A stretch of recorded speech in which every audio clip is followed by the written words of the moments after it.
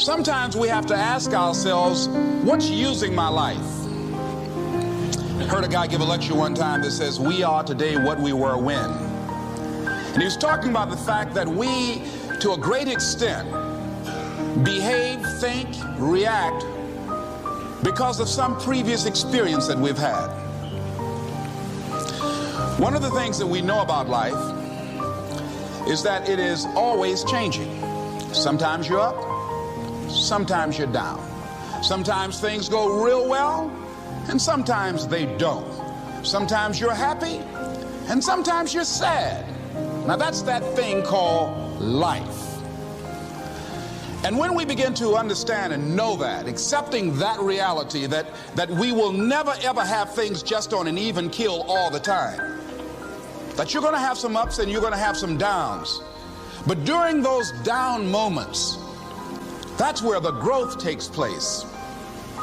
That's where the work is. See, anybody can feel good when they have their health, their bills are paid, they have happy relationships, business is successful. Anybody could be positive then. Anybody can have a larger vision then. Anybody can have faith under those kinds of circumstances. Am I correct? See, but the real challenge of growth, mentally, emotionally, and spiritually, comes when you get knocked down. Somebody said that adversity introduces a man to himself or a woman. How you handle it, that's where the growth takes place. When I was facing some challenges, I had a guy say something to me, and I suggest this is one of the first things that you want to do when you're facing a challenge. You want to get unstuck. Evaluate where you are. Look at it, assess yourself. Assess yourself and assess the situation. What brought you there? What role did you play? Earl Nightingale had a saying I like. He said, all of us are self-made, but only the successful will admit it. What has brought you to this point? What did you learn from it? Are you learning anything, or are you doing it over and over and over again? Somebody said that insanity is doing the same thing in the same way, expecting a different outcome. Are you going through it, or are you growing through it? Are you bigger and better because of it? Because it's not going to leave you until you grow through it. I was going through a major challenge in my life that was wearing me out, that was using me. Well, you see, your mind is you know, when you go into a service station to get gas, you don't go in there and just start pumping. When you push the lever up, it clears the previous bill.